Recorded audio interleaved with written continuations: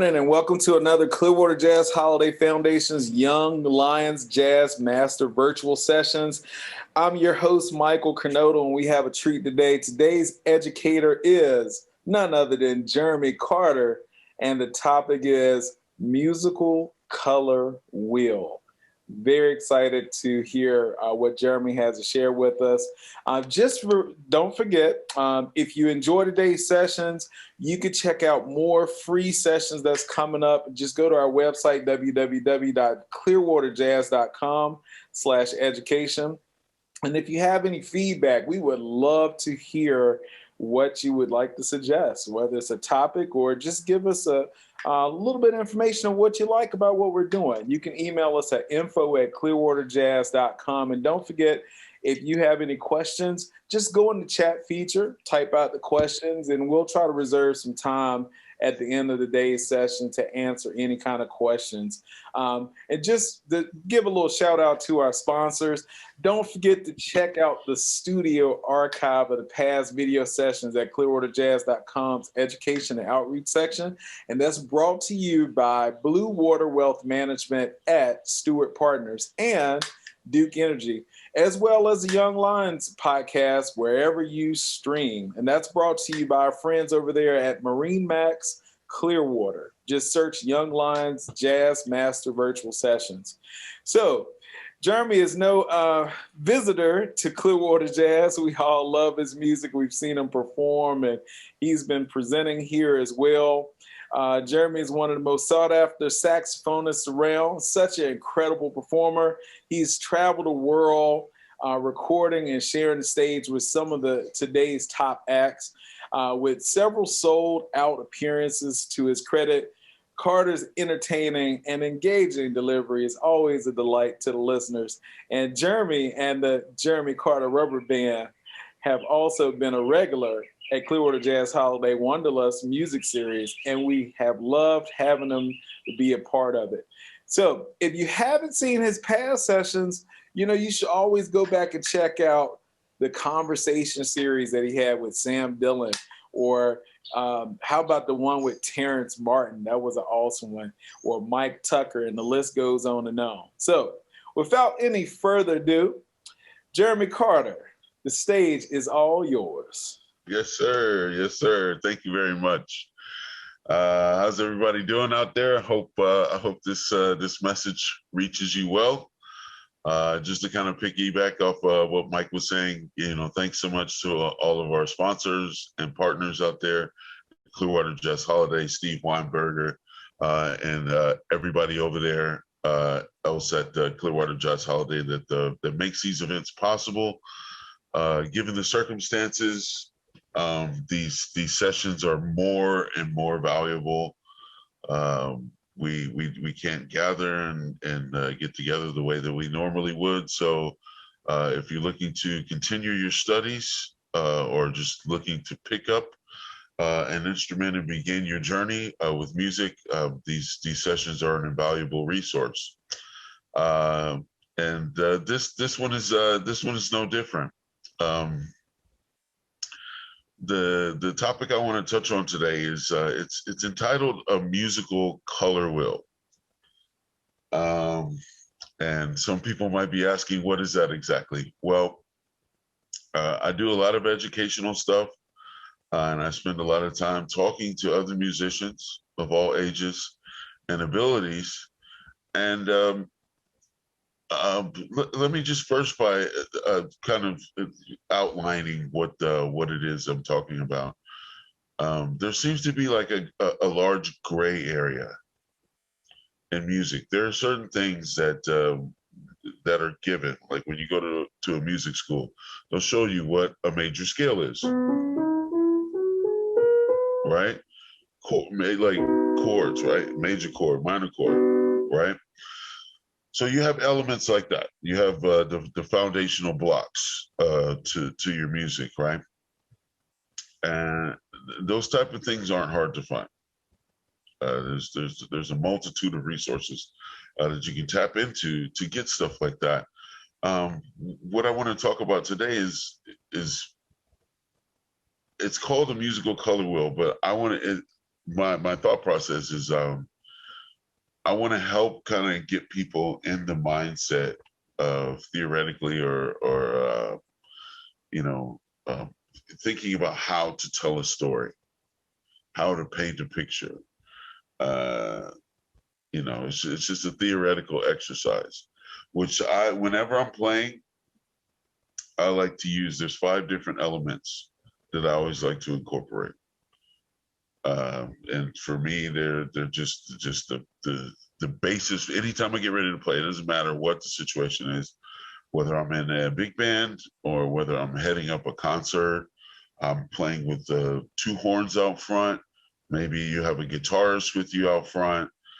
Small ensemble, doesn't matter. There's some musical tenets that it'll be wise to pay attention to or to be mindful of whenever you're performing, or even when you're practicing. Anytime you have an instrument in your hand, the first of these is rhythm. In no particular order. If you're focused, if you're conscious of what's happening rhythmically, that's going to give you a good opportunity to engage and to participate in the music in a way that's tangible to everyone involved, right? Rhythm. And then, like I said, no particular order. Melody is one of the other elements that can never be excused. You know, there's melodic value in silence, right? Then you have harmony, the blending of individual notes, right? Then you have dynamics, you know, your level of finesse or intensity, drive, or passiveness. The dynamic element is very important. That's how you kind of really paint your picture, right? And then the 5th tenet that I try to adhere to, or concept, is your sound, your overall sound. What do you sound like? No matter what instrument, even the 5 piano players can sit down at this piano, and they're all going to sound very different, right? That's their individual sound, which goes beyond dynamics, right? So these are things that I try to pay attention to or adhere to at all times when I'm addressing music. And you know, the more you do this, like obviously, the less you'll have to be conscious of this method, right? And once again, I know there are some people who are tuning in now, and others who will be joining later and checking out and watching. But for those of you who are here now, if you have any questions, please don't hesitate to ask, and I can try to clarify or you know, spend a little bit more time on any one of these individual topics that's necessary. So I talked about my 5 tenets, like my 5 things that I always like to think about or to implement when I'm playing. So to get to the musical color wheel and this sort of this gray area that I was talking about, you know, scales, chords, harmonic structures, these are just tools, right? This is more of like a metaphorical exercise, right? When I talk to musicians, like I said, of all abilities, you know, I get asked a lot, like, what am I thinking about? How do I conceptualize? You know, how do you get started? What were you thinking right there? That was super hip. Well, they're not always saying that was super hip, but you know, if somebody asked me about something in particular that they heard me doing, and I try to dissect it, sometimes I have a difficult time doing so, because in the moment I'm not actually thinking about, oh, this is going to be a flat 9, flat 13, and then, you know, what'll be really tricky after that, I'll resolve it this way. It's not really how the process works. And so the musical color wheel theory or philosophy as you will, like something that I just conceptualize when I'm playing, right? And sort of what that is in a broken down or very simple form. It's almost exactly what it sounds like, a musical color wheel, like individual notes, individual sounds, individual segmented phrases. They will elicit a certain feeling or a color, right? And so if you're painting, I don't know if like this is like I said, this is just a concept, right? If you have, a particular sound that represents a color to you, and then you have another sound, like let's say G major, a 2-chord G major voicing, that could be yellow,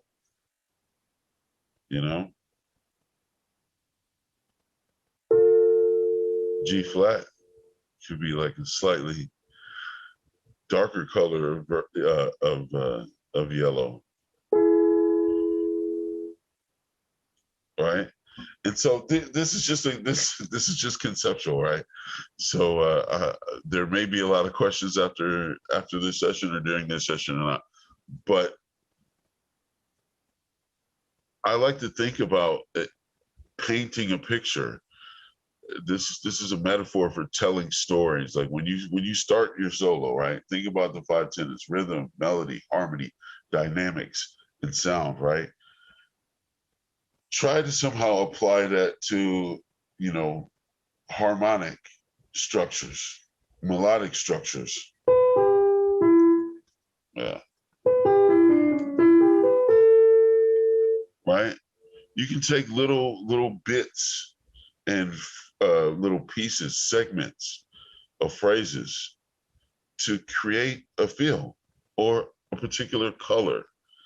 And then you have to add these other elements. I know, like in my previous sessions, I always like to compare making music to cooking for a good reason.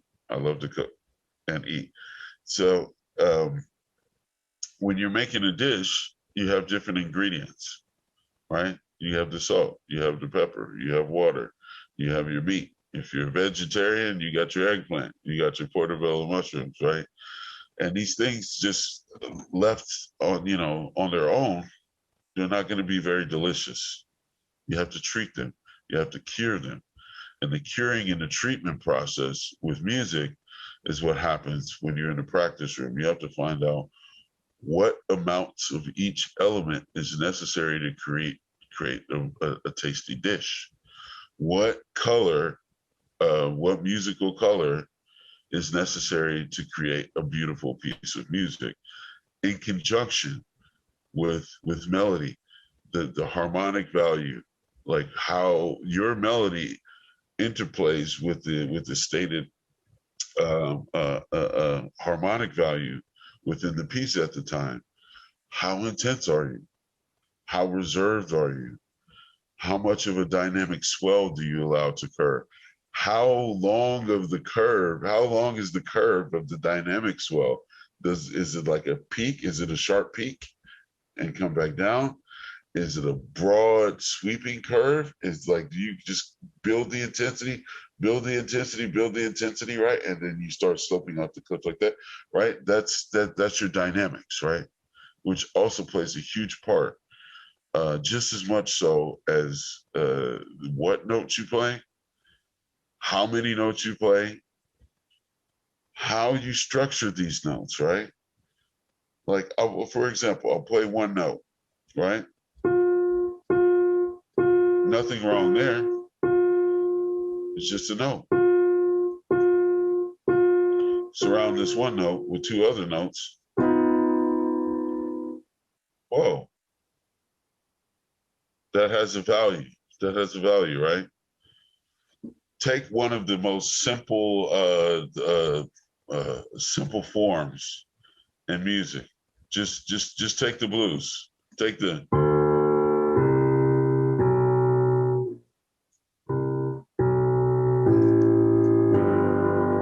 right. The space in between each note, the harmony that you like, the voicing that you decide to use, it's all very telling. Like if you take I'll get back to the blues form in a second there, but I kind of just thought of something, right? When you're talking about structuring chords, say I was just working in E flat there. When you get to the 4 and you want to drop that A flat 7, right? If you just play an A flat major, totally works. Not quite as well without the 7, right? It just has a certain tone to it, right? And so the color wheel concept, it covers, like, how you voice your chords, and how often you voice your chords in a particular way. This exercise is to kind of get people out of such a regimented approach to creating music, because, like I said, I talk to musicians of all abilities and all instruments, and a lot of people sometimes struggle. Not just musicians, a lot of artists struggle with the creative process. And what this color wheel concept does for me is allow me to paint a slightly different picture. It just allows me to conceptualize the music in a different way that is not so based on just notes and scales and modes and harmonic extensions, which are all very important. And I guess I should say that you have to spend time in that space to understand how to use these things. These colors won't be as vibrant or as vivid without that groundwork being laid of understanding, well, what a sharp 11 chord sounds like, what a flat 13 sounds like. You have to, you really have to understand, like, what, or be able to identify with them, I guess is what I should say more specifically. You have to be able to identify these sounds in this particular concept being colors, right? If you're not so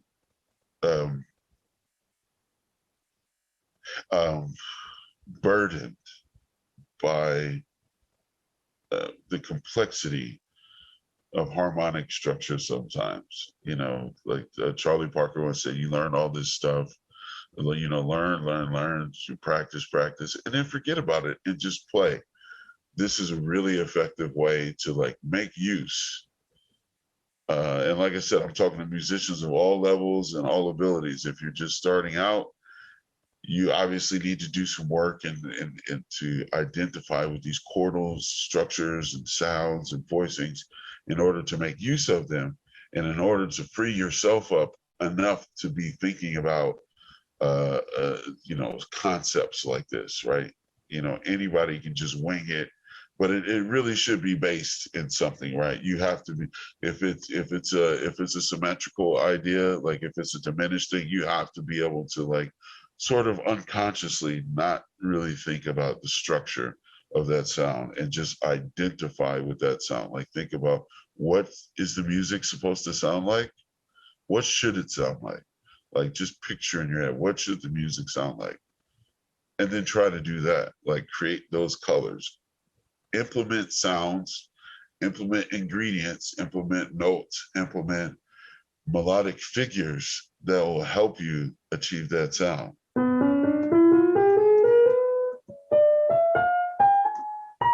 Right? I'm not really thinking half whole there, right? I'm just thinking about that sound. And then beyond that,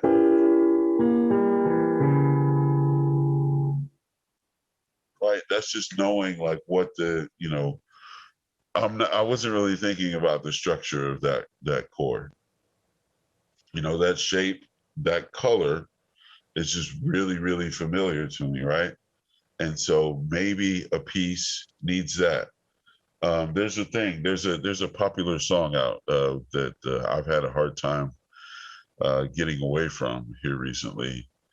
Bruno Mars and Anderson .Paak in a song called "Leave the Door Open," right? And it's a perfect example in my mind of guys using like these just really, really lush chords and colors to create a vibe. I mean, they're not really all that lush. They're like kind of more or less basic, right?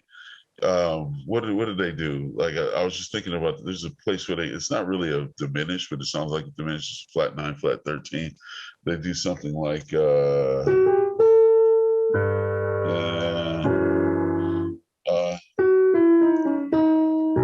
C major, and then they do like this A flat 9, flat 13, right? But you can do like a diminished thing too, right? Right?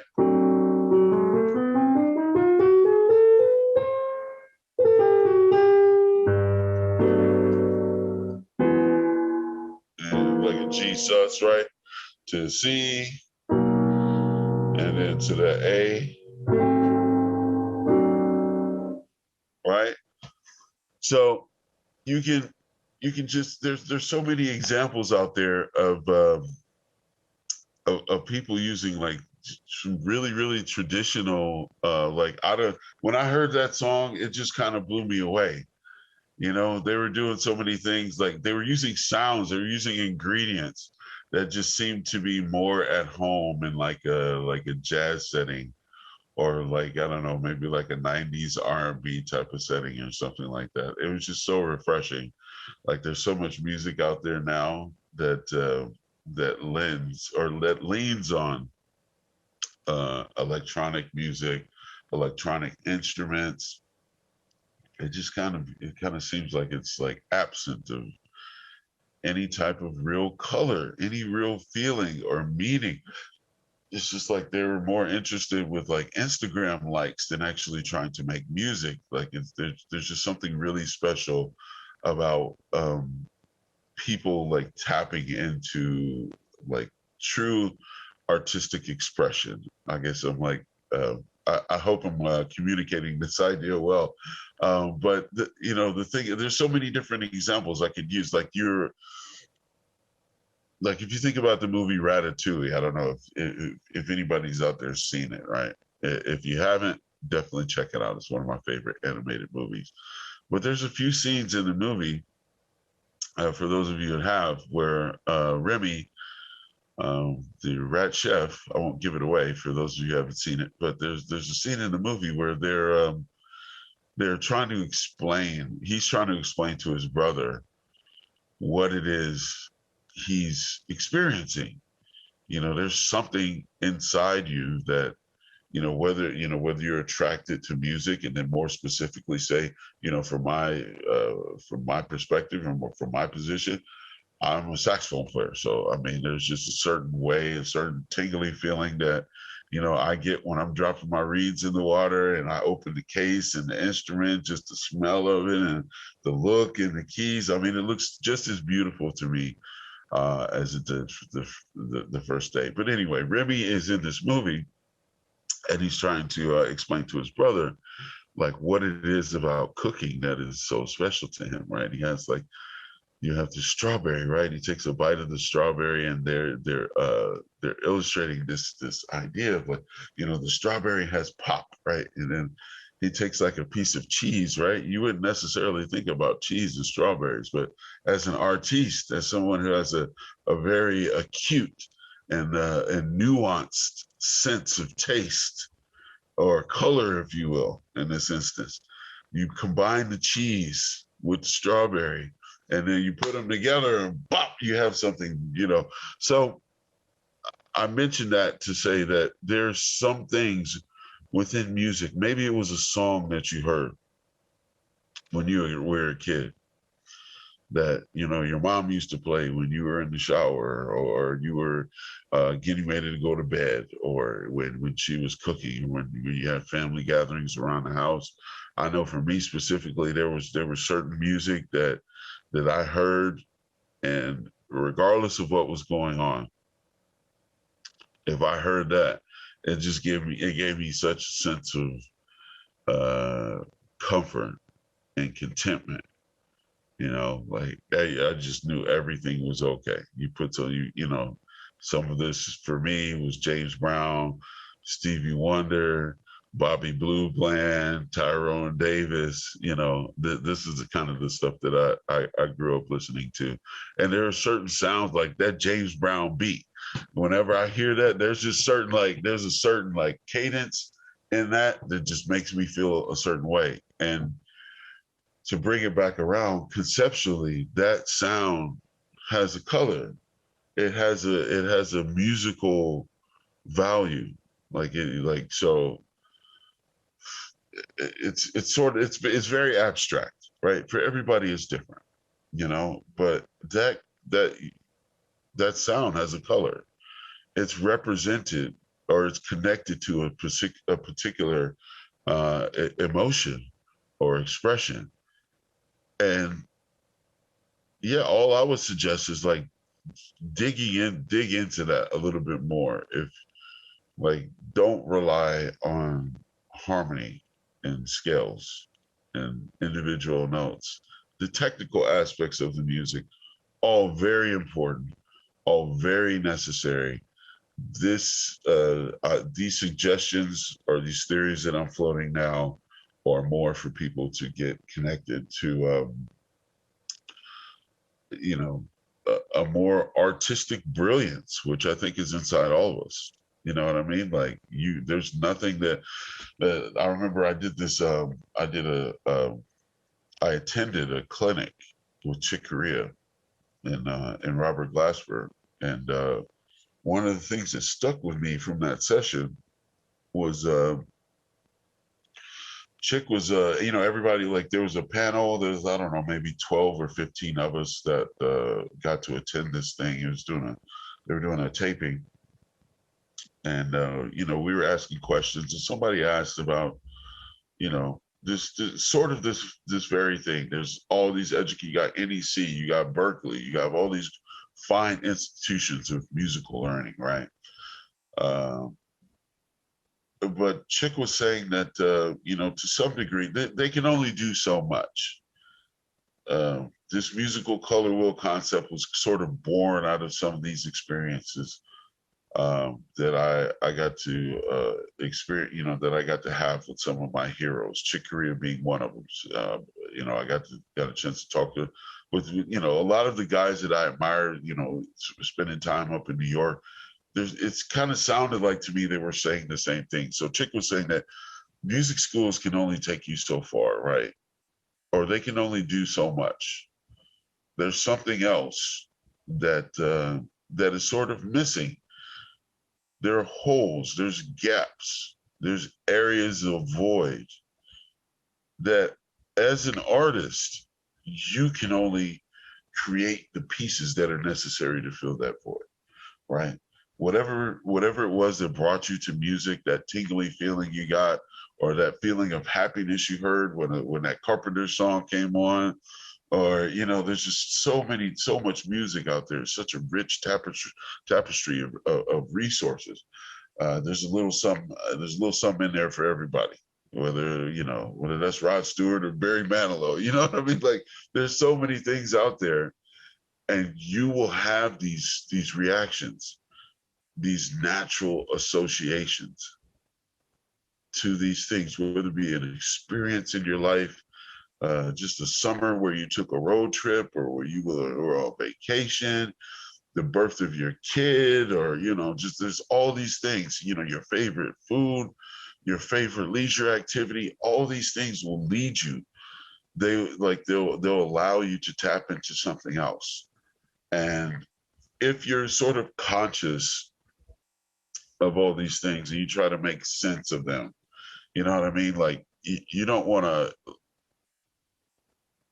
tell a story, like think of yourself as like when you're playing or when you're soloing, when you develop an idea, like first of all, you want to solo like you're composing, because you're composing on the fly. But beyond that, to really tap into what it is that inspires you and that touches you.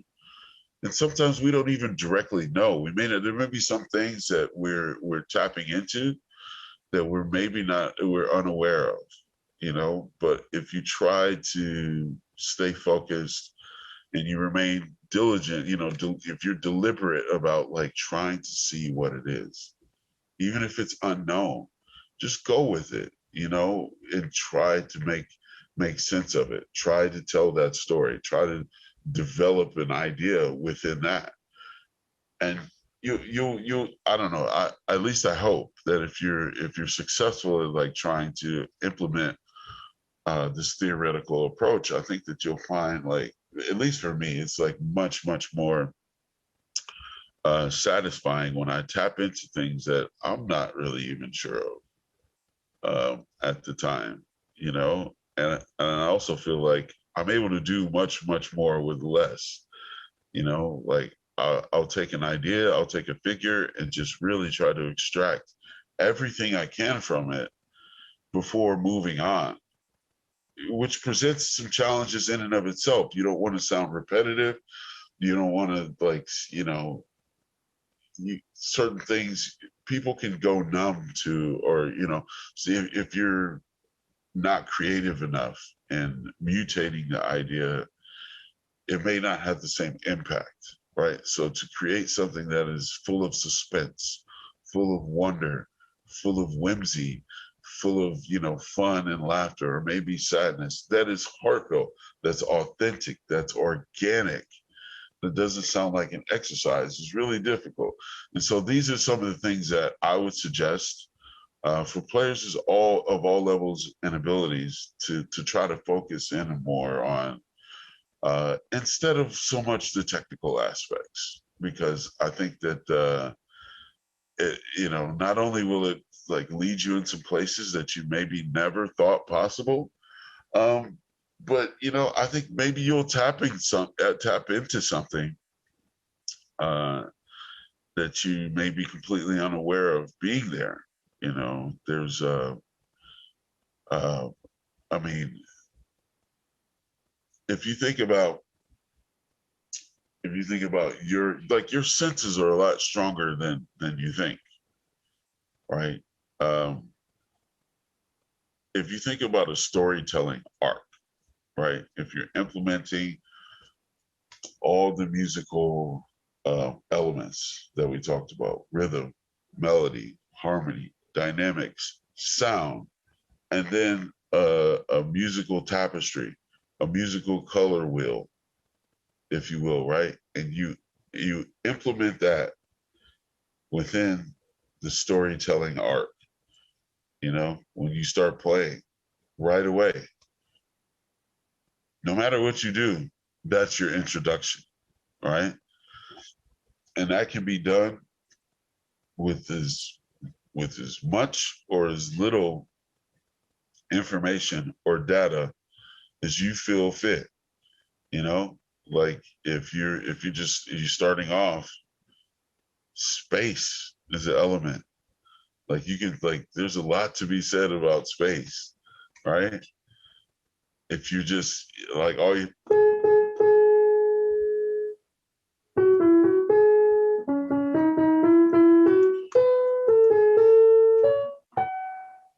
right, just start, like, once you're going, like, I don't even know what I just picked a note and started to build something that had rhythmic value. There was some harmonic value. I was like, I don't know what song I was trying to play over, but there's obviously some rhythmic value. There's some harmonic value. There's dynamics in there, and your sound, your touch, the way that you strike the notes, right? That's going to give you, you know, your actual sound, even if you're on a piano. And the variance of the sound is much closer than if you're playing like a saxophone or a trumpet or something, a wind instrument where you can like bend notes, or a guitar where you can actually bend notes. The same principle applies here to the piano, right? Just no matter what you're doing, right? Right?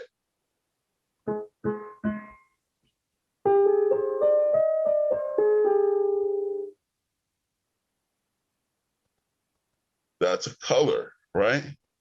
You can take a G flat, you can take a G flat 7, right?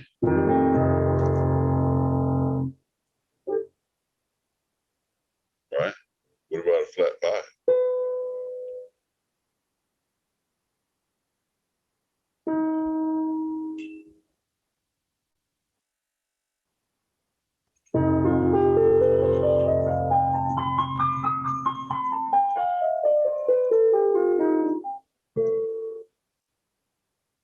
Right?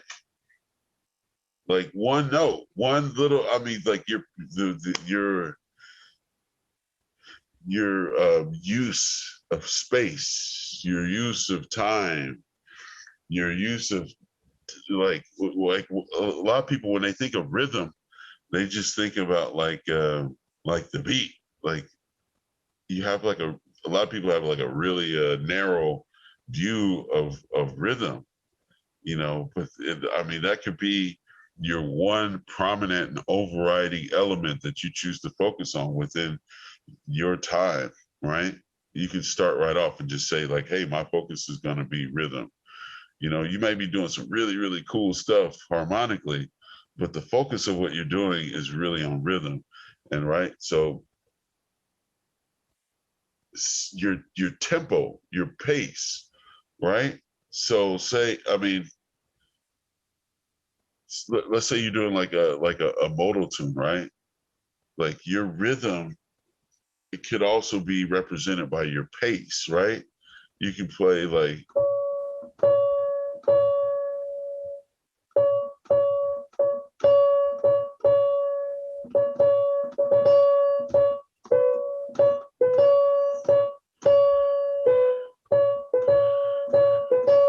right. So your rhythm is like, it's not just the percussion. It's not just what you establish. It's like your cadence, your pace, your tempo. Like how, you know, how are you rushed? Are you like creating like a sense of delay? Like what is it that you're trying to convey to the listener?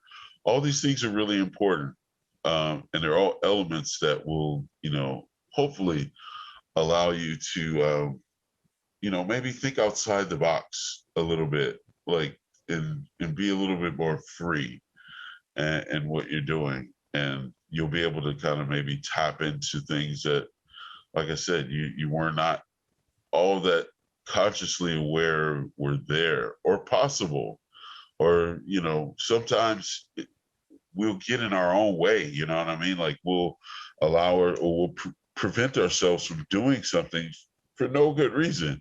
You know, oh, I don't know why I didn't do that, or I mean, like I try to be as open and as adventurous as possible in the moment, without, you know,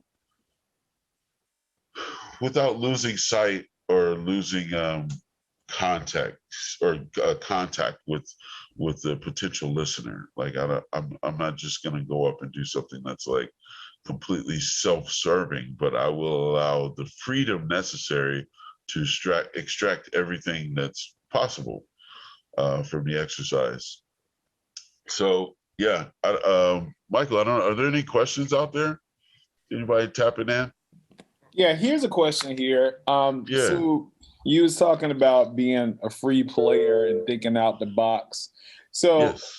how do you operate as that type of player that has more freedom in your playing and your improvisation when you're playing with more, say, technical players? What if the rhythm section, if they're full of just all technical players, but you are more the free one? Now, do you influence them to go your way, or do you feel like you're kind of stuck in the box when you're in that type of situation? No, that's an excellent question. That's a really, really good question. Now, that is contextual. This is contextually based, right? If you're a free player, it's almost like the best way I can put it is like if you're going to a formal ball, you know, you also have to put on a tuxedo in a bow tie, right? Your bow tie may have polka dots. Your socks may have stripes. but you still have a bow tie on. I don't know if that, you know what I mean? So if you're in a situation, you know what I mean? If you're in a situation where there's like a bunch of technical players, obviously, you're going to do what is necessary to not upset the ensemble and make sure that there's a community, you know, a feeling and an essence of community and like a group speak or group thought, a collective, a fellowship. And so your ability to be free should only be implemented when appropriate. Like it's not a good time to just roll out of bed and be free. Like if you know what I mean? Like we all have jobs, we all have commitments in life, and there's a certain structure that we have to adhere to. But there are also other areas where, yeah, nobody's telling you what you want to go eat for lunch. Nobody specifically tells you what color socks to put on or which direction, what path you should take to work. You just know you have to get to work, right? They're not telling you what take this street, take this street. So there are some areas where your artistic freedom, you're able to tap into that element of like storytelling and being artistically free. There'll be less of that, but even you'll find that even within classical music, a lot of classical players, these famous and they're iconic, you know, pieces of music that they look to test young musicians on their proficiency. Each individual instrumentalist, they will interpret that music a little bit different, even though all the dynamic markings and everything is right there on the page. There is a little bit of freedom there that is given to the artist to interpret the music as they see fit. So to answer your question about fitting in with players who are more rooted in a more technical approach, I would say that you should, you know, do whatever is possible and necessary to meet that demand in order to, you know, you have to set the table before you can eat. You know what I'm saying? Like once you set that table, right? If an opportunity does present itself, then you'll have the opportunity to do that. To, you know, you'll have a chance to take advantage of it. You know, you can totally flip that same narrative or that idea. You know what I mean? If you have like a bunch of musicians who are free, right, and you're the person who is more focused on technical aspects or technical elements, well, to this room of people who are free players, you're going to sound. No, they're not like, this guy ain't fun. Oh my God, where'd you get him from? Get him out. Oh my goodness. He just wants to play the classics. Get him out of here. He's ruining my fun. Right. And speaking of free play, I don't have that book here with me, but there's a book by Nicholas Slanimsky, I believe it is. It's called Free Play. I meant to mention that when I got started. I totally got sidetracked and forgot it. But that book I've read probably 8 times, and I get something new out of it every time I do. And it sort of ties into what I was talking about today. Maybe not the same language and describing it in the same way, but it's a book called Free Play. It's got like a red cover with like some Picasso looking stuff on the cover. And it really talks about you like living, like keeping this conceptual artistic way of mind throughout everything you do, right? When you're making eggs, you stir the eggs in a free play nature. You know, you don't just wait till you sit down at your instrument, you know, wait till you pick up your saxophone to then begin to think of things in an artistic fashion. That doesn't mean you're like a daydreamer. You just wander around all day, you know, spaced out, but you actually live. You try to think about art, think about artistic expression constantly.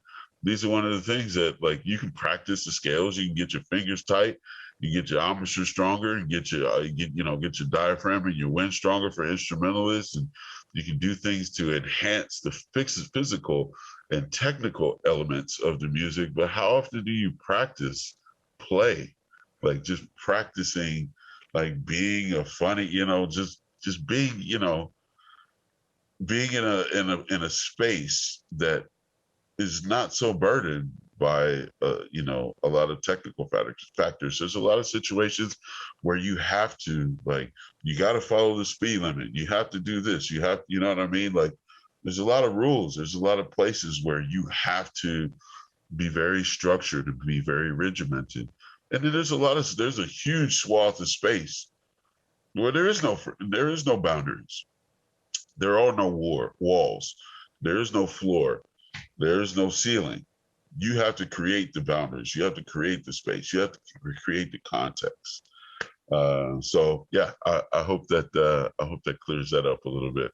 That was definitely a great answer. Man, this has been an awesome session. Jeremy, we really thank you for sharing your expertise on this. And I know this is going to be one that whether you're a beginner musician or you're a seasoned musician, that you're going to have to go back and rewind and take some notes and read it. And even the book that you recommended, looking forward to checking that out. This music it's a lifestyle, and it's, when we're considering this to be our art form, we really have to live it. So I was going to add, when you talked about different musicians you listen to, you mentioned Chick Corea.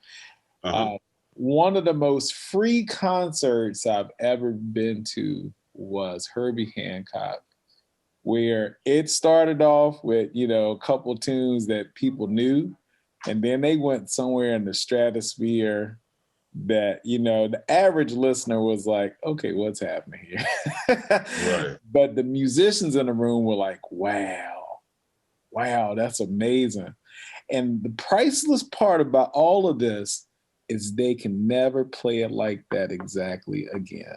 That was a lifetime opportunity to hear that.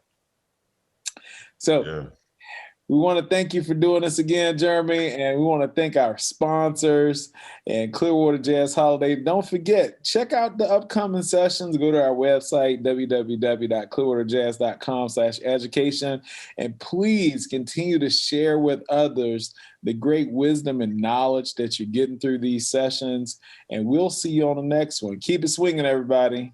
Take care.